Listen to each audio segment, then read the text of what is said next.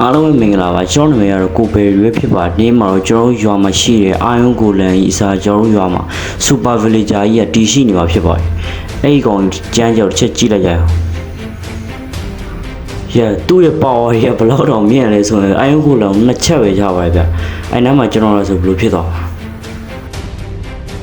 ဒီနေ့ကျွန်တော်ရဲ့ကိုကတော့ထူးထူးခြားခြားတော့မဟုတ်ပါဘူးကျွန်တော်ဘာမှတော့မလုပ်ပါဘူးကျွန်တော်ဒီရောကိုလာလဲတာဖြစ်ပါတယ်ဒီရောရဲ့ထူးခြားမှုကိုကျွန်တော် like ခံစားမှာဖြစ်ပါတယ်ခင်ဗျာအဲ့တော့ကျွန်တော်တို့ကျွန်တော် video လေးကို like and subscribe လေးလုပ်ပြီးတော့ video ကိုအဆုံးထိကြည့်လိုက်ကြရအောင်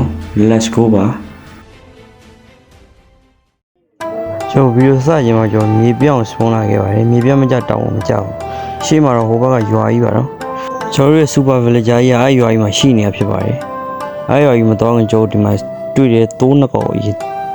တက်ကွမ်းမှာကျွန်တော်တွားကြဟိုရွာအိယာကိုလည်းမလိုချင်ဘူးပေါ့နော်ကိုယ့်အောင်ကိုယ်ပိုင်အိယာလေးလုပ်ပြီးတော့နေပဲ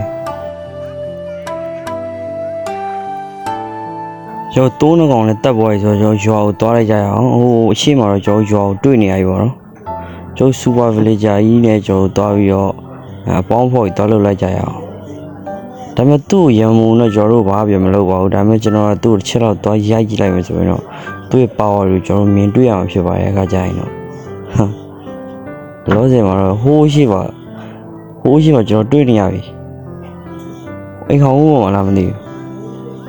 ဘူးဟိုတယ်ဟိုမှာခေါင်းဦးမှာတလား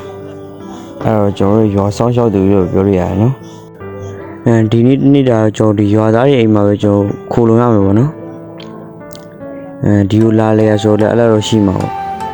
ကျွန်တော်အခုထဲဆော့တဲ့မော်လေးကိုဆော့ကျင်နေဆိုရင်တော့ဘာသာအနေနဲ့ DN software မှာအလွယ်တကူတွားတောင်းပြီးတော့ဆော့လို့ရပါတယ်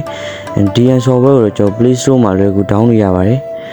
အဲ့ရမှာဆိုရင်ကျွန်တော်မော်တွေအများကြီးကိုထည့်ပြီးဆော့လို့ရမှာဖြစ်ပါတယ်အဲ့ဒီမှာကျွန်တော်အရှိကိုဆက်သွားရင်းနေပါတော့ Super Villager ကြီးကကျွန်တော်တို့ရဲ့ရွာဆောင်ရောက်သူကြီးကိုတပ်ပလိုက်ပါတယ်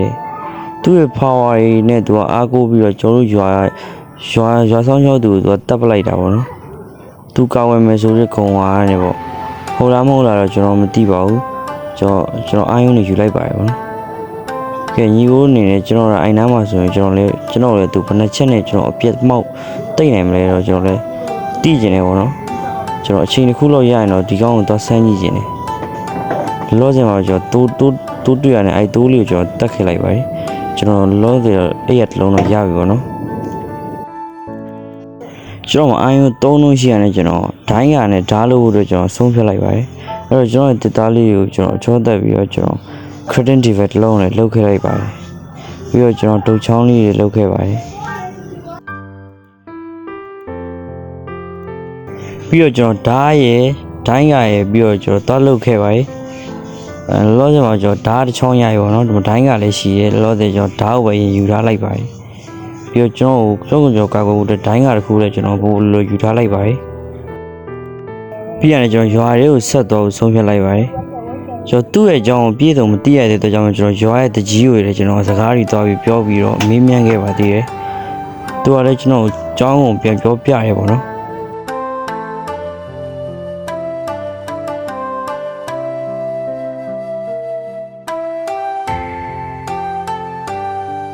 သူဘာတွေပြောပြလဲဆိုတော့ကျွန်တော်မမေးပါနဲ့ဗျာကျွန်တော်မပြောချင်တော့ပါဘူးကျွန်တော်ပြောပြရင်လည်းအရှိကြီးမို့လို့နော်လောဆယ်မှာတော့ကျွန်တော်သူ့ရဲ့စိတ်ဓာတ်ကိုအရင်သွားပြီးတော့စမ်းကြည့်ရင်လည်းပူစီလေးကြောင်ပေါလေးဒီရောက်မှရှိရပဲကွာကျွန်တော်လောဆယ်တော့ရွာတော့ပုံမှန်လိုက်အောင်နော်အာယုံကိုလည်းမရှိတော့တခုပဲဒီကောင်ကြီးနေရာမှာအာယုံကိုလည်းနားမှာဒီကောင်ကြီးအစားထိုးသွားတဲ့ပုံစံရှိရပေါ့နော်သူကကျွန်တော်တို့ဘာမှတော့မလုပ်ဘူးဗျခိုင်းကျွန်တော်အဲ့ရတခုတော့ကျွန်တော်လုပ်ခဲ့လိုက်အောင်မယ်ကျွန်တော်အဲ့ရလှုပ်ထားမှရမယ်ပေါ့နော်ကဲကျွန်တော်အဲ့ရတော့တကယ်ကျွန်တော်မှာအဲ့ရတစ်လုံးကတော့အမှန်ကန်ရသွားပြီပေါ့နော်ဒါကတော့ကျွန်တော်ရဲ့ကိုယ်ပိုင်အဲ့ရလေးဖြစ်ပါတယ်ပေါ့နော်ကျွန်တော်ရွာလဲကျွန်တော်ကတ်ပြီးတော့လည်းမယူ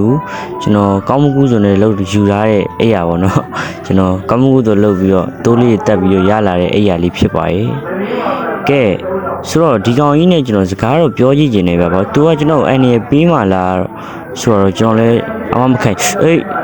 လမ်းတော့လမ်းနေသူကစပွန်နိုင်နေနော်မင်းကဘာလို့လဲမင်းရဲ့အကြောင်းကိုလေငါ့ကိုပြောပြလို့ရမလား ဒီကောင်ကြီးကပြောမှဆိုရင် response ကောင်လုံနိုင်တယ်ဒီကောင်က2ရက်2ရက်ဒီကောင် spawn နိုင်တယ်ပေါ့နော်ကျွန်တော်ဒီကောင်ကိုဆွမ်းတော့ကျွန်တော်ရလိုက်မယ်ဆိုရင်ကျွန်တော်ဘယ်လောက်ထိအောင်မိုက်သွားမလဲတော့ကျွန်တော်တွေးပြီးတော့ရင်ခုန်မိရဗျရှာကြီးပညာကြီးကျွန်တော်တင်ပေးလို့ရမလားဗျမြောင်မေးအေးစိနေတယ်မှာကွာမရအောင်ဟာရော့ကျွန်တော်သူ့ချလိုက်ပြီကျွန်တော်သူလာတတ်မှာလားမသိဘူးကျွန်တော်သူ့ချလိုက်ပြီ no oh ရော့သူ့တစ်ချက်ပဲကွာ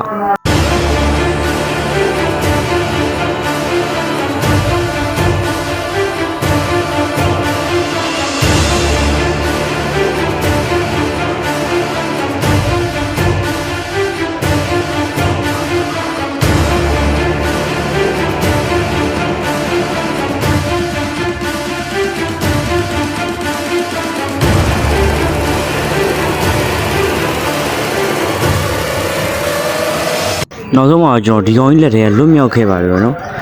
ကဲနေ့ဗီဒီယိုလေးကလောက်ပါပဲခင်ဗျာဒါကတော့ကျွန်တော်အပိုင်း1လေးဖြစ်ပါတယ်ကျွန်တော်အပိုင်း1လေးကိုနောက်နေ့မှာဆက်ပြီးတင်ပြသွားမှာဖြစ်တဲ့အတွက်ကြောင့်မို့ကျွန်တော်ရဲ့ကောင်လေးကို like and subscribe လေးလုပ်ပေးခဲ့ကြပါဦးbrother အနေနဲ့နောက်ဗီဒီယိုကြာရင်လည်းကျွန်တော် VPN လေးဖွင့်ပြီးကြည့်ပေးကြဖို့တောင်းဆိုအပ်ပါတယ်အားလုံးပဲ bye bye ပါ